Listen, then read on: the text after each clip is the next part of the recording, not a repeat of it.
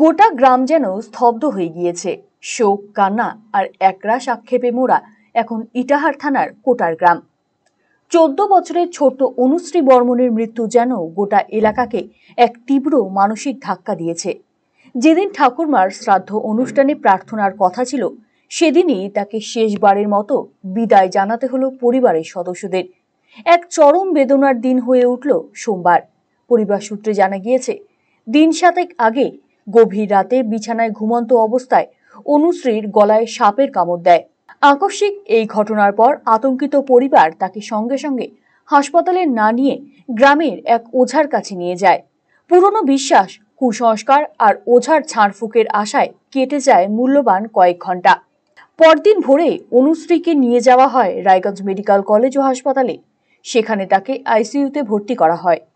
কয়েকদিন মৃত্যুর সঙ্গে পাঞ্জা লড়ে শেষমেশ কিছুটা সুস্থ হওয়ায় তাকে স্থানান্তরিত করা হয় সাধারণ বেডে। কিন্তু ভাগ্যের নিষ্ঠুর পরিহাস, সোমবার ভোরে ঠাকুরমার শ্রাদ্ধ অনুষ্ঠানের দিনই না ফেরার দেশে পাড়ি দেয় অনুশ্রী। এই মর্মান্তিক ঘটনায় শুধু পরিবার নয়, কোটার গ্রাম শোকস্তব্ধ। কুসংস্কার আর সচেতনতার অভাবে ঝরে গেল একটি ফুটফুটে কিশোরীর প্রাণ। সরকার ও স্বাস্থ্য দফতরের তরফে বারবার প্রচার চালানো হয় সাপে কামড়ালে সঙ্গে সঙ্গে হাসপাতালে নিয়ে যাওয়ার জন্য, কিন্তু এখনো অনেক গ্রামে কুসংস্কার ছাড়তে নারাজ মানুষ। আর এই অসচেতনতার মাসুল দিতে হলো অনুশ্রীর মতো এক নিষ্পাপ প্রাণকে। ঘটনাটা হয়েছিল রাত্রিবেলায় গত রবিবারে, মোটামুটি সপ্তাহখানিক পার হলো।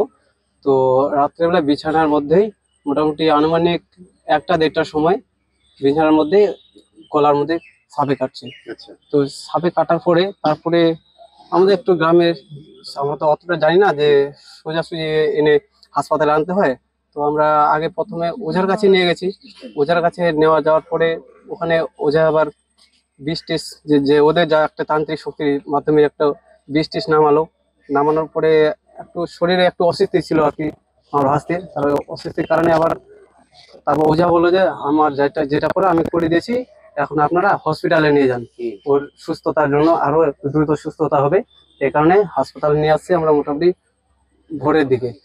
তো তারপরে ওখান থেকে হসপিটাল আনার পরে তারপরে মোটামুটি 6-7 দিন ধরে আইসিইউতে ছিল। আইসিইউতে থাকার পরে এই মোটামুটি 3-4 দিন আগে প্লেন একটা বেডে যে সিম্পল একটা রোগীকে দেওয়া হয়, সেই বেডে দেওয়া হলো।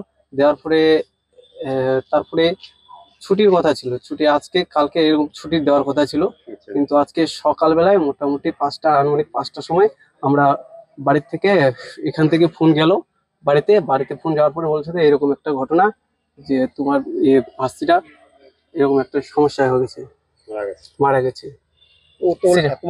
হ্যাঁ, আজকে ওর ঠাকুরমার শ্রাদ্ধ। গতকাল খুরকামান ছিল, খুরকামান হয়ে গেছে, আজকে শ্রাদ্ধ ছিল। আমরা সেই আমার ভাবনা চিন্তা ছিলাম যে আজকে শ্রাদ্ধ পিণ্ডিতে বসবো। তো এটা শোনার পরে আমাদের তো মনে দুর্বলতা হয়ে গেল, তো আমরা কি ভাববো, এই কারণে সবাই মিলে এখানে আসছে। আজকে শ্রাদ্ধ শান্তি করেননি। রায়গঞ্জবাসীদের জন্য সুখবর, যারা দীর্ঘদিন ধরে জয়েন্টের ব্যথা এবং হাড়ের সমস্যায় ভুগছেন তাদের জন্য রায়গঞ্জ দিশারিতে আসছেন আর.এন. টেকর হাসপাতালের জয়েন্ট রিপ্লেসমেন্টে ভারত বিখ্যাত অস্থিরোগ বিশেষজ্ঞ doctor Barun Dutta, MD, DNB. এখন থেকে প্রতি মাসের নির্দিষ্ট দিনে ডাক্তারবাবুকে দেখাতে আজই যোগাযোগ করুন দিশারি হেলথ কেয়ার, উকিলপাড়া, রায়গঞ্জ শাখায়। যোগাযোগ করুন 7477785509, 7477785512 এই নম্বরে।